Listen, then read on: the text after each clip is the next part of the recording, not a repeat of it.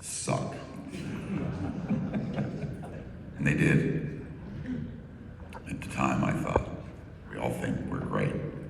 We all think that everything we do is wonderful until we, of course, play it for other people. And then you listen back years later and you realize you had a whole lot to learn. Even watching Rick's show in the last month, these English interviews with some of the best real engineers, and you listen to them speak and they say, you know, what happened on the session? Rick goes into this deep detail. What actually happened? And they say, we kind of don't know. We kind of used our imagination to take these risks. But for us to sit here and go, we plug this into that and this into that, put up the fader and there it was, would be a bunch of crap.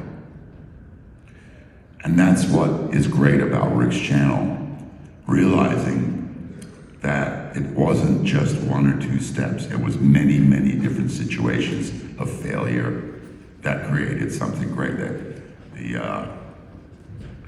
The whole process is great, and I'm glad I didn't mix for a few years. Everybody was right. I wish I wouldn't have mixed those records now. I listened to them. David, really quickly, just talk about Arif Mardin when he walked in when you were mixing. I was doing Elvis Presley, and I needed a quote from Arif. Elvis 30 #1 hits. It was a great experience for me. And I needed to get a quote. And I played him Burning Love. And he listened down to the whole song. And I looked at him eagerly, waiting for a reply. And he said, David, this is incredible. It's amazing. It's incredible. I'm like, wow, he loves it. It's amazing how the end of the song, the drummer just keeps going and he doesn't move. It's amazing how everyone in the band keeps up with it. It's incredible. And I was like, wow, maybe I should just shut up and let the music play. Because he was right. And I think at the end of the day, we did get a good quote out of Arif, but the lesson was you're not as hot as you think you are when you're hot, and you're not as cold as you think you are when you're cold. It's great. What applause for that. Anybody else? Paul? Well, I think in mine and Zoe's, especially our world is overlap booking, double booking, disappointing, and just feel like, you know, you have it, you know, you said the right things, you said it, and, you know, this is even before email, so you can't go and check it out and say, I said that. So this is verbatim, and booking in the future, 3 months down the line, I had a Diana Krall session going into a Saturday, and then I had the Oscars coming in to set up, and they usually spend a day load in and set up. So the producer called, and I went through the schedule. I go, okay, so Sunday's set up. He's like, yeah. You know, not explaining that setup to me was people coming in, plugging in mics. To him, it was like a rehearsal, because he has a different mind of TV production. So then, in there, it's supposed to happen in mid-February. In January, a contractor comes in and goes, well, we're doing the first Oscar day on Sunday. I said, no, Monday, Saturday, Sunday setup. He goes, no, Paula, Sunday is the rehearsal, so you should have kept Saturday. So I called the girl that booked Diana Krall, and she said, no. I said, what time are you gonna be done? She goes, we don't know. Mm-hmm. So I had to call the producer and tell him that we'd get it done all night long, but we'd be able to stop in the morning, and he was not happy. Yeah. And every time he called me back to see if I fix the situation, I just get on the floor in a fetal position. Yeah. Because he was like, we've been working there for years, Paul, and this is very disappointing. And I'm like, I know. And so I gave him all kinds of discounts. I got everybody going. I got all my guys ready to work. It wasn't even your fault. 10 a.m. to 10 p.m. Yeah, but it's just that I should have double-checked and triple-checked. You know what I mean? You have to really, you can't say, oh, I did that last year, it's okay. Right. And, you know, after I got through that, and you know, I had a whole team set up. I promised them no one's going to be tired. Whatever I could do. The girl that booked Diana Krall said, "Oh, she wants to work with Gio Gabato-Bukin, and he's not ready for that day, so we're pushing it." I'm like, "Thank you, Gio Gabato. I can't say your name, you know." But anyway, it worked out. But it just showed me that you can't just be a little flippant with details. You gotta double check, triple check. You gotta be a pain and find out if what you're thinking is what they're thinking. Have you guys ever had to deal with someone who's completely disrespectful and disrespecting the equipment? And just, yeah. And what do you do? Fire them. Say, "Get the heck out of here." Yeah. I've had to say, "Get the," you know, I don't swear. Yeah. You know, but I was like, Yeah. oh, well, if people are drunk or whatever, like at Sound City, you know. But I get pretty Italian Rhode Island style. I get like, you know, I save it, you know. If I was to describe any personal failure for me, it would be trust. You know, I trusted the wrong person to take care of business for me when I couldn't. And they picked that moment to have their own life crisis. And things didn't get taken care of. And, you know, it's having the right people. You know, now I make sure to have the right people around me that I know are going to take care of things. You know? Okay, we got another one. Let's see, for everyone, can you share, okay, that's the next one. What's the biggest area of inexperience or lack of knowledge for young aspiring producers in the studio? Don't believe everything you see on YouTube. Wow. Except for a Rick channel. Except for Rick's channel. Right. I would say That's the gospel. Stay aspiring. Don't give up. Don't think, but I'm 29 now. I made it. Don't be in a hurry. Got it. That's a history. I don't know the history of where things came from, where there's songs that they're playing, what the roots are. You know? So they can go back and research and actually listen to the old cats that played what they're trying to recreate, what they're thinking is brand new. Right. Our generation, all of the engineers learned from a producer. There was so many studios everywhere, and we all watched, and we all learned what not to do, when to shut up. Today, people are at home, on their own, trying to work their way through it. And it's very difficult to be in a room by yourself working with an artist and not really know what the next thing to do. I would say try and get a mentor. Try and get somebody you can call, you know, with an axe that you can break the glass with in case of an emergency. Those things are very important. I see with young producers or inexperienced producers and sometimes with inexperienced musicians, and it's their first time in a big studio, they come in with a lot of attitude. Like they think they have to act a certain way, and they think this is how their heroes acted in the studio. And I find they don't get as much done, obviously because of the inexperience, but just this like cockiness versus getting down to business kind of thing. And I find working with seasoned producers and successful musicians just come in and get to work.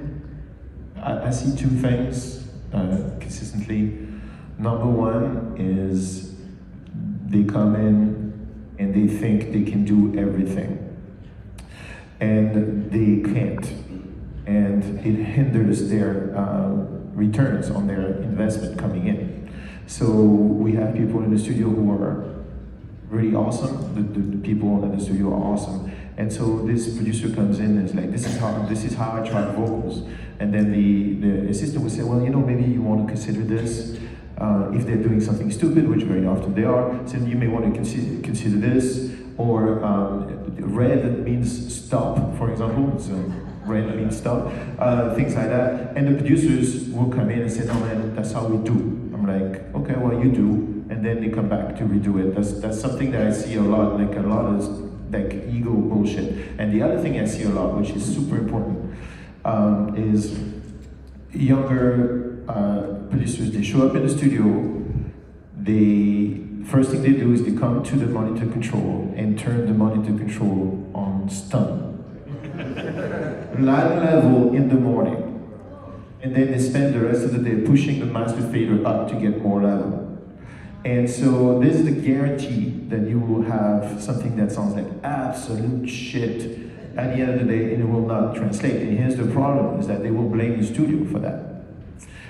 Because their shit won't translate. Because if you play that loud, your stuff is gonna have no bass when you listen to it anywhere else, because you're not gonna be compelled to put any bass in it. And if you're doing hip hop, for example, if there's no bass, there's no value in making the music, because that's what it's about. And so I come in sessions with very young and experienced, but very famous producers, or very happening producers, and I come in and I literally get like, my eyes hurt from opening the door. It's so loud, you know.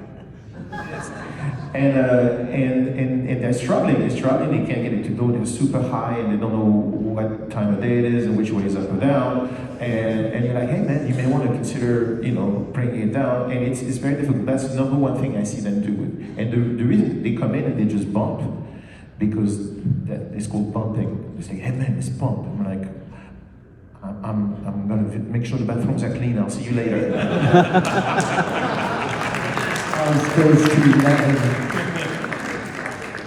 Okay, here's another one. What advancements in technology would help attract clients to your studio? Any? Instagram campaign. Yeah, Instagram campaign would be good. Instagram campaign with a good person on your team who knows how to make something look pretty on the evil social media systems. Yeah, and a marketing budget. That's good too. That's technology right there. Money is technology, right? Cool. Digitally controlled analog. Digital patch bays that I control with the computer that'll reroute all my analog gear that I've acquired instantly. That would be great. I think we already have that though. Here's another. With more emphasis on experiences and hospitality, what are your thoughts on destination studios? Studios outside of major markets but in desirable locations? I have to answer this one. When I first got a call from Las Vegas, the Palms, to, you know, build their studio, I flatly turned it down. I was a diehard New Yorker. I was never leaving New York. You guys are crazy. I thought a casino owner was a guy with smoking a cigar saying, hey baby, how you doing? You know? So a mutual friend of the casino owner and myself convinced me to go see what they were planning, and I did. Of course, the studio owner was extremely serious and was the only reason that Pat and I moved to Vegas. So why would an artist go to Las Vegas? Las Vegas, you're going to relax, you're going to gamble, you're going to see shows and have fun. Who's going to go there to work? It's the ancillary stuff that other destinations can't offer, because it is Las Vegas. And like I mentioned earlier, at the Palms, we had all these amazing restaurants, the clubs, and what good is that to an artist? Well, I'll give you an example. Jamie Foxx was working on his record. He's getting it to a point where it's pumping. What's he want to do? He wants to go up to the club and test it. And so here, there's 3,000 people up in the club. He gets up there, and it's like, is it working? You know, are these people moving or what? So, they would come in for the full experience of everything Las Vegas would offer. And so we would get them tickets to shows. We would, get the finest restaurants to be delivered to the studio. Something they can't get anywhere else. Great point. Great point.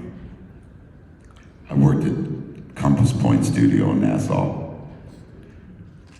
It's right on the beach. It was beautiful. Until the part where I got up and went into the studio at 10 o'clock and came out at 11 at night.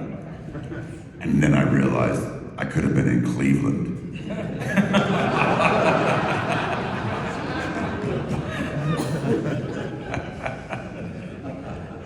I think there's value as part of the arc of this discussion. I think there is genuine value in destination studios in the future.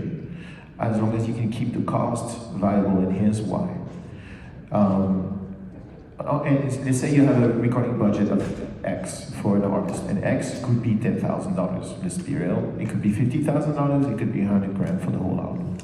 If you factor in, the band is from Sioux City, Iowa, right? And they want to go somewhere where they're gonna get all the stuff we discussed, the care, the energy, all that stuff. Nice restaurants, something to do at night, inspiration. Inspiration is key, right? So you have the plane tickets for everybody. You have the hotels for everybody.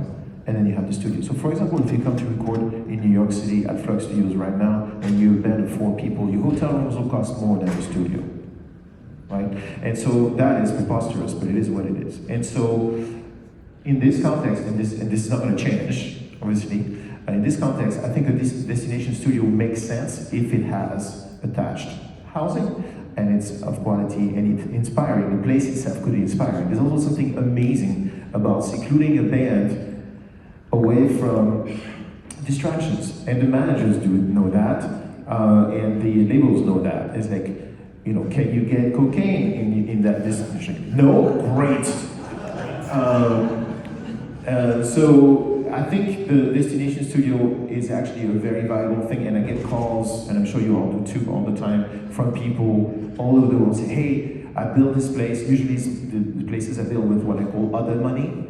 So other money is money that doesn't come from the music business, usually comes from healthcare, finance bros, inheritance from wealthy grandmothers, things like that. And they want to build a studio, and they build it somewhere exotic, like in Nicaragua, or I just got a call from one in the middle of nowhere in Brazil, a facility you wouldn't believe, like insane.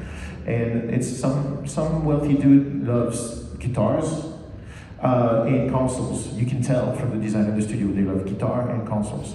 And so they built that thing, and it's like a hotel with a studio in it, kind of like the Palms, but it's in the middle of fucking nowhere in Brazil, which is a 12-hour flight to get there. There's no direct flights, and they're struggling to fill it, right? They're struggling to fill it because it's a 12-hour flight, and it's difficult. So destination studios, I think, have a real value in the future, but you have to make sure that it's in a place that is highly desirable and that you can get to, if possible, with a direct flight.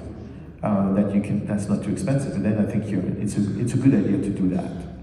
Yeah, I just got a call from a studio building in Vermont, and they have like access to skiing and beautiful like lodge, and they're helping people invest in the project by using on-staff producers or engineers. They're trading off, and you get your own ski slope, and you can bring all your friends and then your family. So if you need, your family to get tired of you spending a couple of weeks on a project, bring them in for a weekend. So I think it's could go somewhere if you can work with the record companies or whoever's funding your record to get that budget and make it make sense. It's the spa concept, right? It's a mix of the spa, and make sure you have synthesizers on the slopes.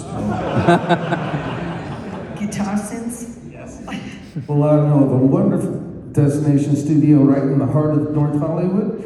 It has fantastic, authentic food right there, sold on the streets. Restaurants on the other. How's the view? Oh, the view's fantastic. You can see Burbank Airport in the distance.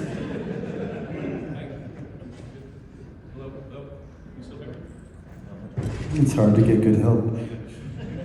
One thing, thank you, David. I actually want to give you props for something. Yesterday, 2 days ago in the panel, I want to repeat something that Joel Jaffe said. He owns Studio D up in Sausalito, and didn't have an endless supply of money, and they had one room, but he made the room sound great. And that was what was most important to him, because someone asked that question. And that's something that David said, is that at the end of the day, you want to make sure the room sounds great. And I love this question, and I think it was asked the other day, but we never got around to answering this. So I'm really interested in hearing what you have to say, because it probably applies to most of the audience here, given the age bracket and the kind of musician or recording enthusiast that you are, that you answered earlier. And the question is this: if you have a small studio and a limited budget, what do you recommend spending money on first, What do you not buy? Okay, I'm going to answer this, but not related to recording. So I get asked this about making videos. And I've got Neve mic breeze and Neumann microphones and AKG microphones, all these things. And when I started my YouTube channel, it wasn't really practical to film out in my live room by myself and then run the audio into the control room. It's just like, who's going to turn on Pro Tools and do all this? So I went out to Guitar Center, I bought this little Zoom stereo recorder, H6 or H5, whatever it was. I took the headphone out, plugged it into my camera for the audio, and that's how I did it. Now I had all this other gear there, but did I actually need it? If I was gonna play music from a record or something, and I would record it directly into Pro Tools, and I would just bring the file into Final Cut Pro and use that. But most of the audio was done with a very inexpensive,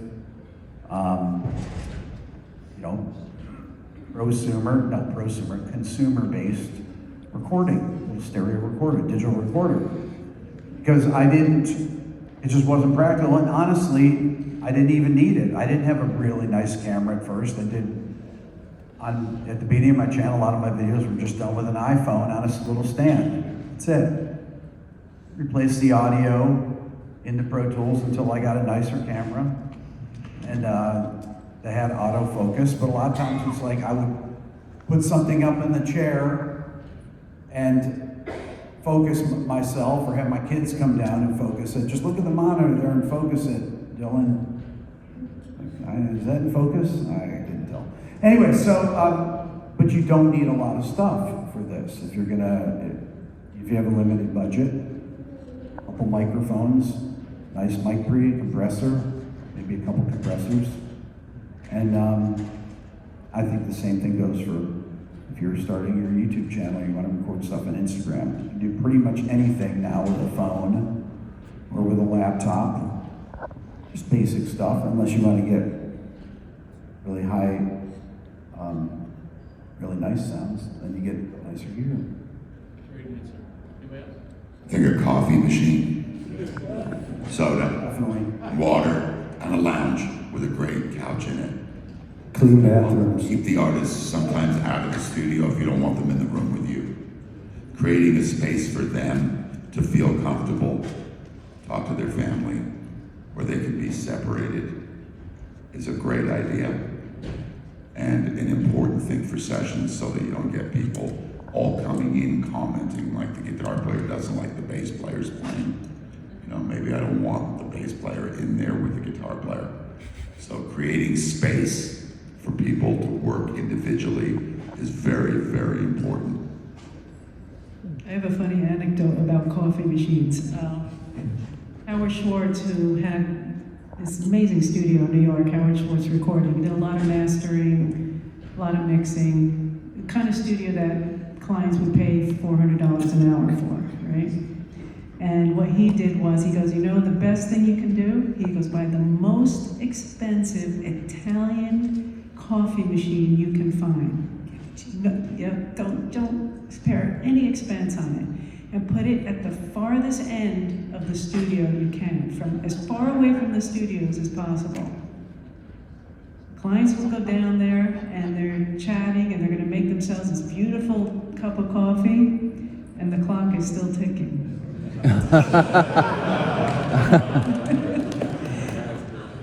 It's awesome. It's funny.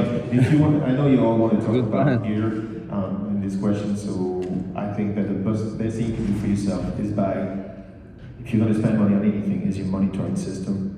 Besides the lounge and the bathrooms and the synthesizers, I'd say actually above synthesizers, you're starting to get the best possible monitoring system, and by best, I mean the one that fits your market. So if you're doing hip hop, get something that is louder than a jet engine, or two jet engines because we like stereo. If you're doing mastering, you get something ultra accurate. Those are two very different things.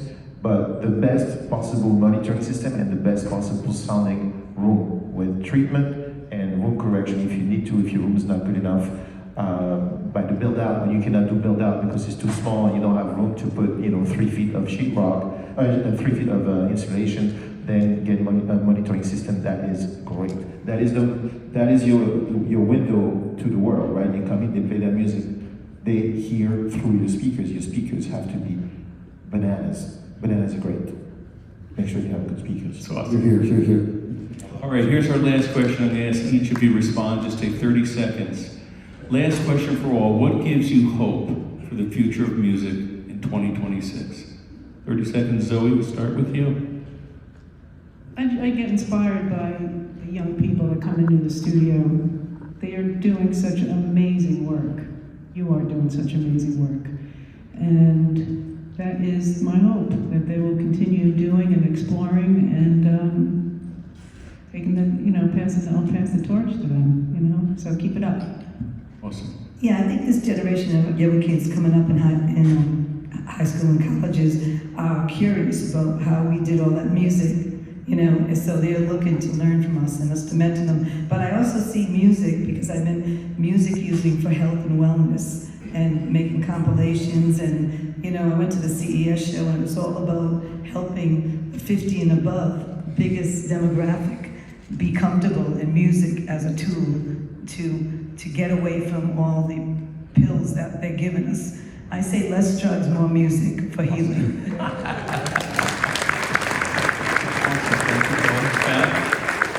I think that although it's scary to look at things changing, I think there's never been so much music and so much outlet for music.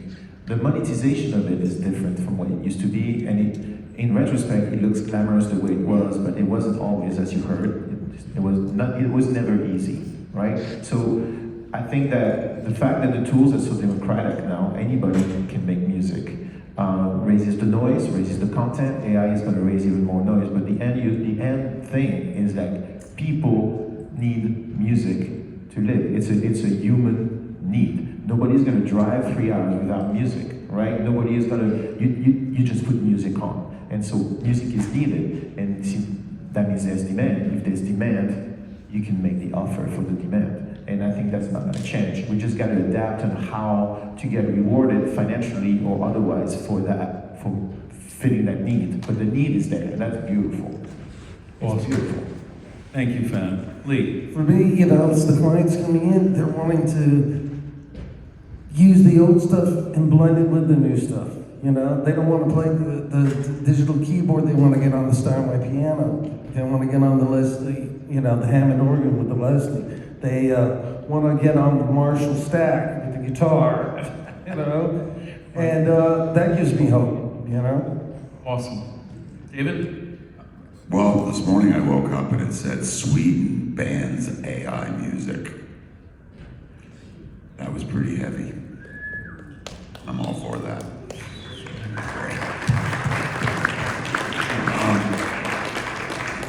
Here's what gives me hope. It's the education system and the teachers and the professors that are going to be better at what they do from experience. And I have a lot of faith in that, in people learning how to do things with different mentors. One thing about this industry, we all want to share. It's a great industry. You don't find that in other industries. We all share music and share what we've learned and help each other become better musicians or better engineers. David, thank you. Rick? I got 3 kids. My youngest daughter is 12, and she and all of her friends love music. And when they come over to our place, they sit down, they play the drums, they play guitars, whatever, and she shows them things, and they're fully engaged, and they don't like AI music. So that gives them a lot of hope. This has been really, really special. This is 125th anniversary of NAMM, and in my appreciation for this panelist, I really wanted to get them something very special. I got you guys 2 gifts. The first one are t-shirts. Let's see.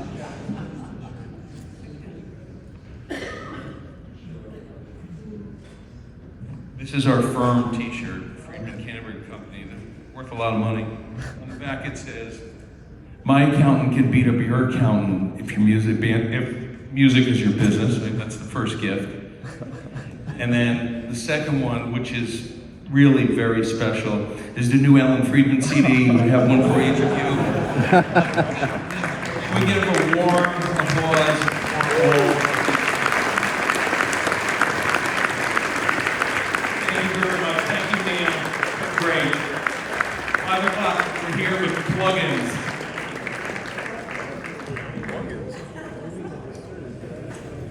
Yeah, I just texted him. I don't know if it's possible.